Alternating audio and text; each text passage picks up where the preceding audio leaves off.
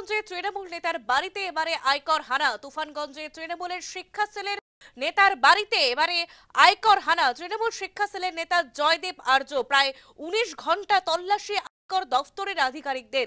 Tufanganj town প্রাথমিক বিদ্যালয়ের শিক্ষক জয়দেব আর্য মোবাইল ও ইমেল হ্যাক করে টাকার আদান প্রদান, হ্যাকারদের হদিশ মিলেছে দাবি তৃণমূল নেতার। তুফানগঞ্জে তৃণমূল নেতার বাড়িতে আয়কর হানা। আমরা কথা বলবো, টেলিফোন লাইনে রয়েছে আমাদের প্রতিনিধি হীরক রায়। হীরক, এবারে তুফানগঞ্জে তৃণমূল নেতার বাড়িতে আয়কর হানা, কি জানা যাচ্ছে? দেখো, যেটা হচ্ছে তুফানগঞ্জ ১ নম্বর ওয়ার্ডের বাসিন্দা জয়দেব আর্য, তিনি একজন প্রাথমিক স্কুলের শিক্ষক এবং তৃণমূলের নেতা।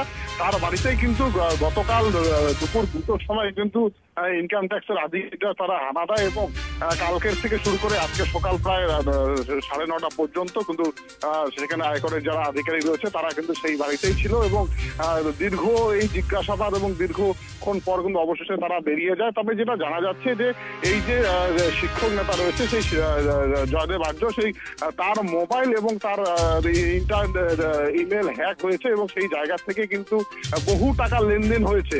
সেই জায়গা থেকে কিন্তু আয়কর দপ্তরের যারা আধিকারিক তারা তার বাড়িতে আসে এবং তাকে জিজ্ঞাসাবাদ করে এবং যেটা সেই শিক্ষক নেতা যেটা জানাচ্ছে যে তার যে অ্যাকাউন্ট হ্যাক হয়েছে সেই জায়গা থেকে কিন্তু তারা গতকাল রাত্রে থেকে সেই জায়গাগুলো কারা করেছে, কোথা থেকে কোন আইপি অ্যাড্রেস থেকে এই মিসইউজ হয়েছে এই আইডি গুলো, সেই সমস্ত কিছুই কিন্তু তারা খতিয়ে রাখে এবং সেটা জানাচ্ছেন যে বিহারে একজনকে তারা সম্ভবত ট্র্যাক করতে পেরেছে এবং